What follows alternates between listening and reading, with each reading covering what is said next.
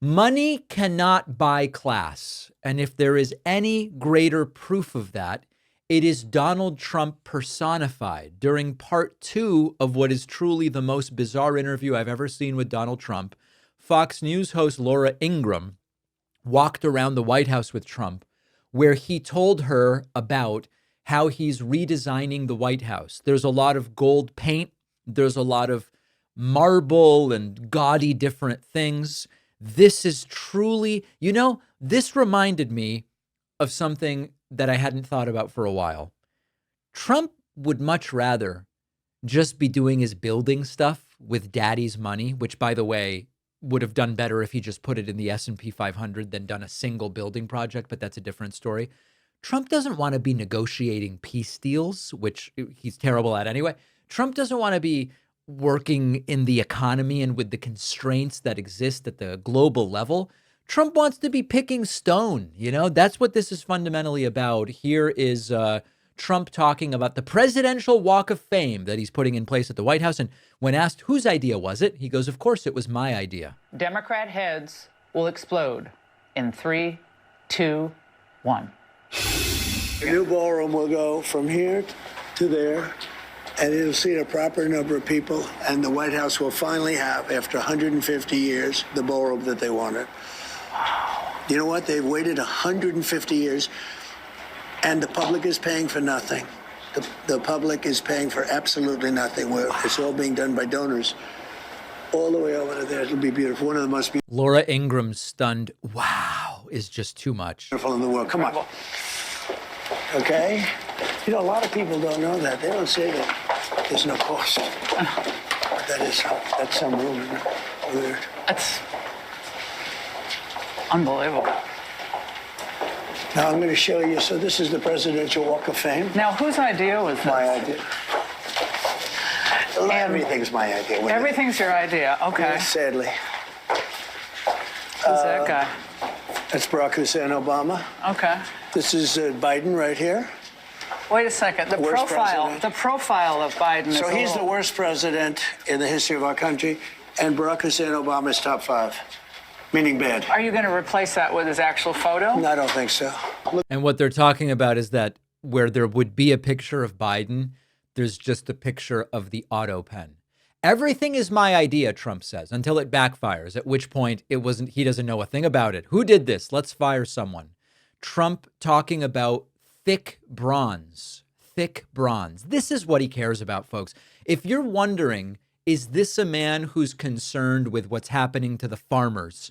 When he talks about thick bronze, you know that he is not. A lot of people are wondering which child would be the best. In a certain way, they all could. Take a look at this, fellas. You want to see detail.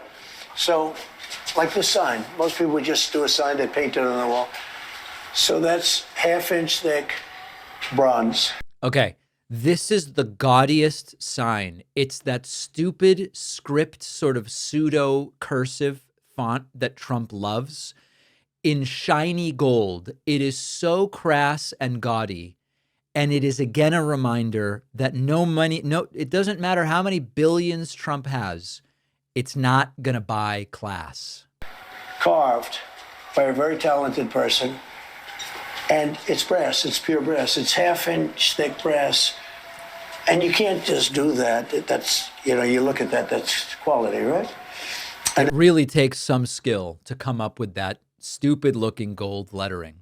Trump kind of admits that his greatest strength is building ballrooms at the end of the day. That's really that's really a better thing for him. Oh no, do I not have that clip? We'll have to come back to that. Laura Ingraham asks, where do you get the stone for this stuff? And Trump goes, different places. And now you can have news. That's the same stone as the White House. So now you can have news conferences. You can, nobody could stand in the mud. Where did you get the stone? Different places. Yeah. But I'll show you something. This is the equivalent of what I do with the ballroom. I built many ballrooms and many buildings, and that's my greatest strength. Actually, might as well do this. So there you go. Okay, so this was the clip. My greatest strength is building ballrooms. I might as well just be doing this. Laura Ingraham, with no question, too sycophantic not to ask it. She goes, you know, you have such attention to architectural detail. How did you get so good at architectural detail? Hey, what about you went to court to try to keep food stamps from people? That should be the question. Steel. And the marble man said, I said, do you think you could book match your event? He said, yeah, look at the other one over there, book match. But look at the quality of that job. Where do you think you developed the attention to architectural detail? Like, It's a gag-worthy question. It's vomitous. Where do you think you developed the attention to architectural detail? what age did you start realizing that's what I you was could always, do? yeah, I was involved with my father in building and all this stuff, and my father was a builder. So as a little boy, I'd be sitting there playing with blocks, I guess, and my father would be on the phone, you know, and I'd be listening, I guess. And, you know, you listen. I had a father who was very good at building. He was very good at building things, and so am I. I build better than anybody else. Nobody can build like me. But was his... You can ask Steve Whitcoff, who is the best builder, he will tell you. Did your dad have the same attention to the specific details that you did? Well, he built low, moderate income houses. So it was a different type So he of didn't build. have to do a floor like that. You seem extremely particular about the water pressure in your bidet, sir. Is that something that you believe is instinct or something you learned from your father? You know, he'd do a floor out of tile, linoleum at the time they used to call it, and it would be a different kind of a thing. But he had a tremendous attention to quality. In other words, if it's going to be even, you know, a regular floor, it would be exactly even, exactly straight. Exactly. And as you can tell, this is obviously the guy that should be president. One final clip from this part of the interview, and then I want to get to something more serious from it. Laura Ingraham also asking, where are the speakers? Because I hear music playing. Where are the speakers? Pretty cool, right? Where are your speakers? Because I heard that All here. they're in the bushes. They're all here. When did So you you don't decide see- you were a frustrated DJ? How long ago Well, was that? I don't do that much, but I think having good sound is important because we do now news conferences on this space. You know, as you know, you were probably a victim to it. You You'd fall stand in the in. Yeah. grass, your high heels would be ruined. The women are, you know, walking out without. So I had to make it a hard surface. So I made it the same color as the White House itself. Exactly. The high heels were a real problem. They would sink into the dirt. So I decided to turn this entire thing into a gaudy mess. All right. One more moment from the actual interview part. Trump got very sweaty during this. And consider the number of lies in this brief discussion about the economy. I wouldn't want to say because that gives that person an immediate boost. It's like when they say, are you going to attack Venezuela? Are you going to attack this one? Are you going to attack... I say, I'm not going to tell you whether or not I am. So I don't want to really give you, but I think this.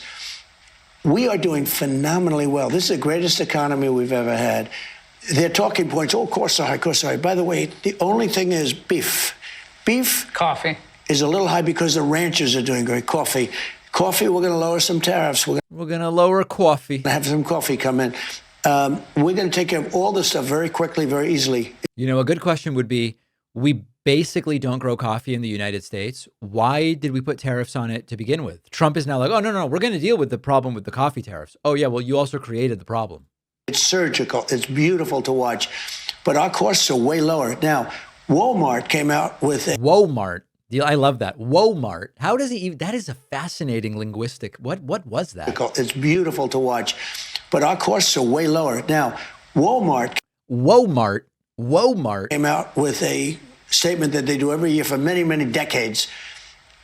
And they said that a Thanksgiving meal costs 25% less. Anyway, so that's been debunked. Walmart put together a Thanksgiving meal with, or I should say, Walmart put together a Thanksgiving meal with fewer items. And then they're like, okay, if we strip a bunch of the stuff that's normally in it and shrink the size, the price is down 25%. It's completely meaningless, folks. We know groceries are up about 3% since Trump took over. It's just whacked.